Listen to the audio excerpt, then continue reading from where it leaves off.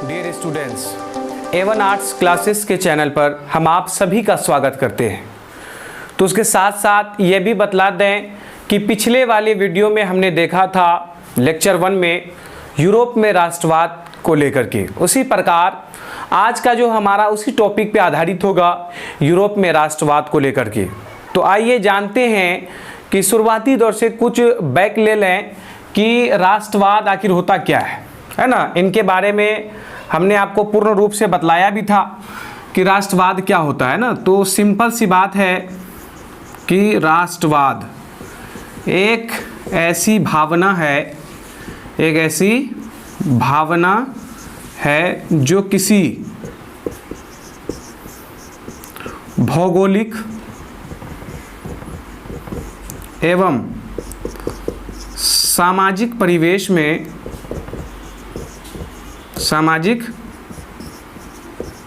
में रहने वाले लोगों में एकता की वाहक बनती है ना, एकता की वाहक बनती है।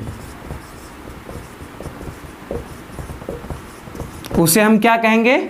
सामान्य शब्द में राष्ट्रवाद कहेंगे। तो आपने देखा कि राष्ट्रवाद एक ऐसी भावना है जो किसी भौगोलिक एवं सामाजिक परिवेश में रहने वाले लोगों में एकता की वाहक बनती है। तो ये था आपका सामान्य रूप से राष्ट्रवाद का डिफिनेशन।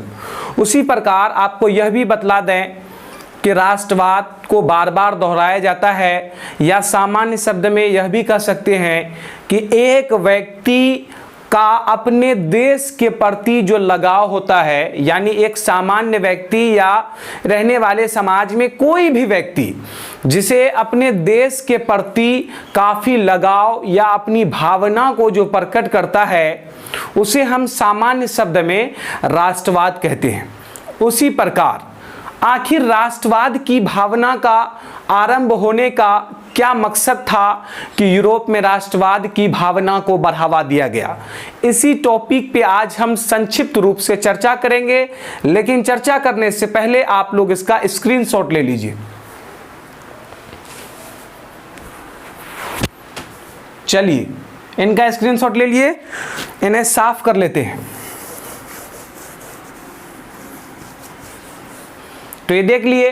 अब आपको यह बतला दें कि जो राष्ट्रवाद की भावना जो है, स्टार्टिंग जो हुआ था, सबसे पहले राष्ट्रवाद जो स्टार्ट हुआ था, राष्ट्रवाद की भावना, वो फ्रांस से हुआ था। कब हुआ था भाई?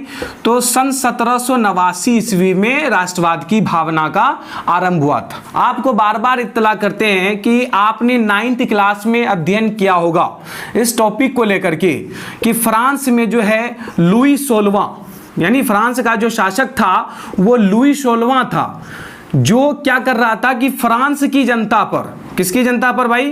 तो फ्रांस की जनता पर वो क्या कर रहा था? तो अत्याचार कर रहा था। तो ये मामला जो है फ्रांस में दिन ब दिन जो है बढ़ती जा रही थी। तो फ्रांस के जो शासक हुआ करते थे लुई 16वां, उनकी एक धारणाएं बनी थी कि प्रजातंत्र की नींव को स्थापित नहीं करना है, राजतंत्र को बढ़ावा देना है। लेकिन राजतंत्र को बढ़ावा दिया जा रहा था, और राजतंत्र के चलते जो है जो निम्न जो मध्यम वर्ग के लोग हैं उन्हें कई प्रकार की परेशानियों का सामना करना पड़ता था। उनकी धारणाएं जो हुआ करती थी वो पूंजीपति वर्ग के समुदाय के लोगों अधीन होती थी, पूंजीपति वर्ग के लोगों के अधीन हुआ करती थी। उनकी धारणाएं उन्हीं की तरफ होती थी और उनका सहयोग भी उसी को होता था। यानी राजा जो था, जो लुई 16वां जो था, वो फ्रांस का एक निरंकुश शासक हुआ करता था, जिन्होंने फ्रांस की जनता पर अत्याचार किया। फ्रांस की जनता पर करों का बोझ लाद दिया गया।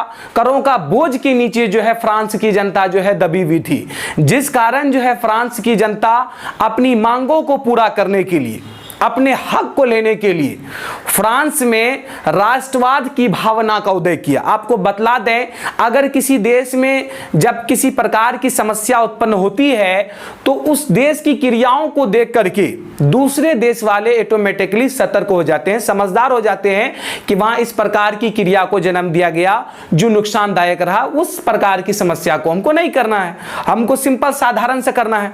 उसी प्रकार जब फ्रांस में राष्ट्रवाद की भावना का उदय हुआ, जब फ्रांस में राष्ट्रवाद की भावना को बढ़ाया जा रहा था, उसी प्रकार अब यूरोप भी शांत रहने वाला नहीं था ना।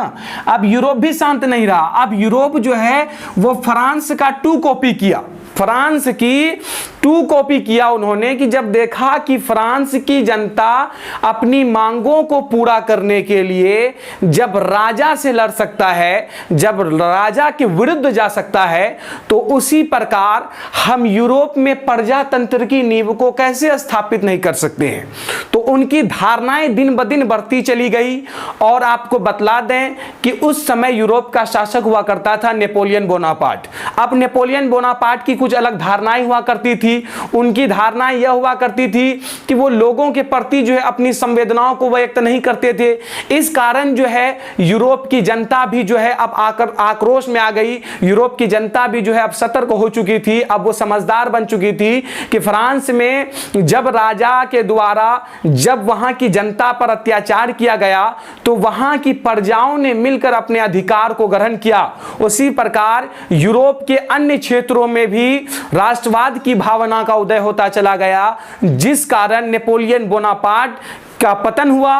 उनके पतन होने के बाद आपको बतला दें कि सन 1815 ईस्वी में ऑस्ट्रिया की राजधानी वियना में एक सम्मेलन किया गया, एक मेजबानी बुलाई गई, एक सम्मेलन हुआ जिसमें ब्रिटेन, रूस, फ्रांस, ऑस्ट्रिया, पर्सा जैसे देशों के जो बड़े बड़े अधिकारी होते हैं वह लोग आकर के संलग्न हुए, मिले, एक बात पे चर्चा हुई। चर्चा होने के दौरान जो है मेटरनिक को उनका जो है पदभार दिया गया और मेटरनिक अपनी घोर प्रतिक्रियावादी नीतियों के कारण जो है फ्रांस यूरोप के अलावा जो है अन्य क्षेत्रों पर भी अधिकार करना चाहता था। जैसा कि आप जानते हैं कि यूरोप में राष्ट्रवाद की भावना का इतना ज्यादा उदय होता चला गया कि अब एक धारणाएं मेटरनिक की बन चुकी थी, मेटरनिक की धारणाएं बन गई। अब मेटरनिक की धारणा क्या बनी कि उन्होंने इटली के दो क्षेत्र सिसिली और नेपल्स, इटली के दो क्षेत्र था सिसिली और नेपल्स पे उन्होंने अधिकार किया। अधिकार करने के बाद यानी इटली की सत्ता उसके हाथों से छीन ना जाए, इटली की सत्ता उसके हाथों से छीन ना जाए, वो अपने डर के चलते उन्होंने क्या किया कि इटली के दो क्षेत्र सिसिली और नेपल्स को वहां के सम्राट बुर्बो वंश के सम्राट फर्डिनेंड को सौंप दिया गया कि आप इसके आधिपत्य संभालिए, आप इसके सामंत बन जाइए, जिस प्रकार की क्रियाएं उत्पन्न होगी वो हमारे अधीन होगी, कुछ बचेगा तो आप भी रख लीजिएगा। तो इस प्रकार की क्रियाओं को जो है दिन ब दिन जो है बढ़ाता चला गया और जो है यूरोप में जो है राष्ट्रवाद की एक जीता जागता लहर जाग उठी और लोगों के प्रति जो है लोग अब जागरूक हो चुके थे, लोग अपनी हक के मांगों को लेने के लिए तत्पर हो चुके थे। उसी प्रकार हम आपको बतला दें, इसको पहले साफ कर देते हैं।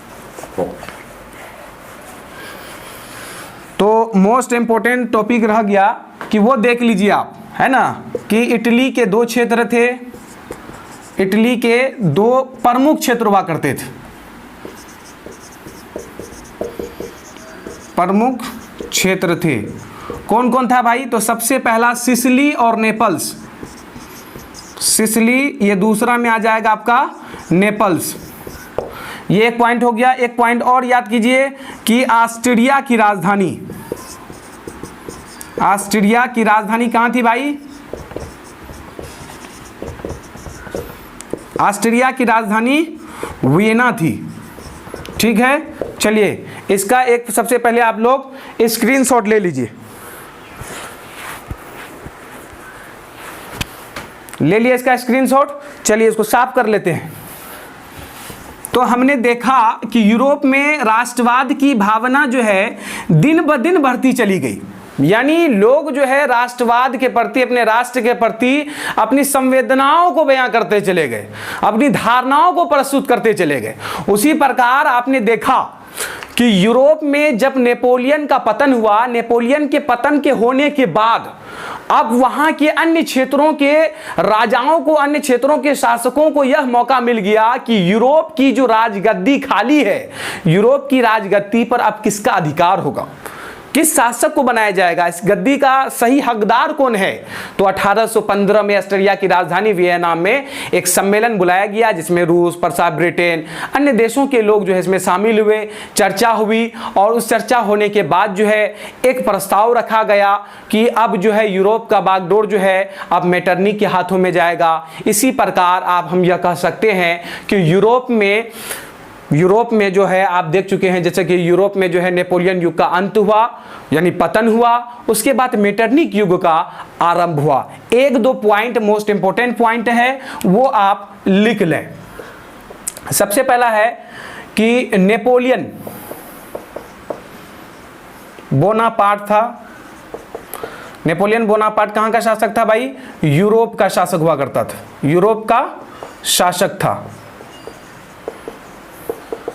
ये हो गया। अब दूसरा देखिए कि एक टॉपिक आ जाता है, मोस्ट इंपोर्टेंट टॉपिक है कि हंगरी की राजधानी, हंगरी की राजधानी कहां थी भाई? बुडापेस्ट। हंगरी की राजधानी बुडापेस्ट थी। तो ये देख लिया।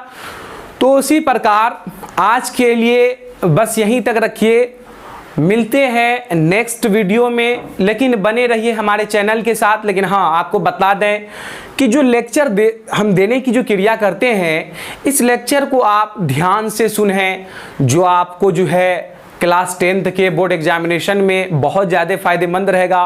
क्योंकि देखिए जो सब्जेक्टिव का जो क्वेश्चन होता है वो लेक्चर बेस पे आधारित होता है। जिस लेक्चर को हम आपको देने की क्रिया कर रहे हैं, अगर इस लेक्चर को आप उस सब्जेक्टिव में लिखने की क्रिया कीजिएगा तो 100% आपको अच्छे मार्क्स आएंगे। इसी प्रकार आप वीडियो को देखें, लेकिन वीडियो को स्किप नहीं करें। और इसी बात से हम अपनी बातों को समाप्त करते हैं। लेकिन कृपया करके हमारे चैनल को सब्सक्राइब कीजिए, बेल आइकन दबा दीजिए, बेल आइकन दबाने के लिए भूलिए मत, और लाइक कीजिए और अपने दोस्तों में शेयर कीजिए, ताकि आगे से आगे इस वीडियो का फायदा अन्य लोगों के द्वारा पहुंच सके, उन्हें भी प्राप्ति हो। और बने रहिए हमारे चैनल के साथ। मिलते हैं नेक्स्ट वीडियो में। Good bye.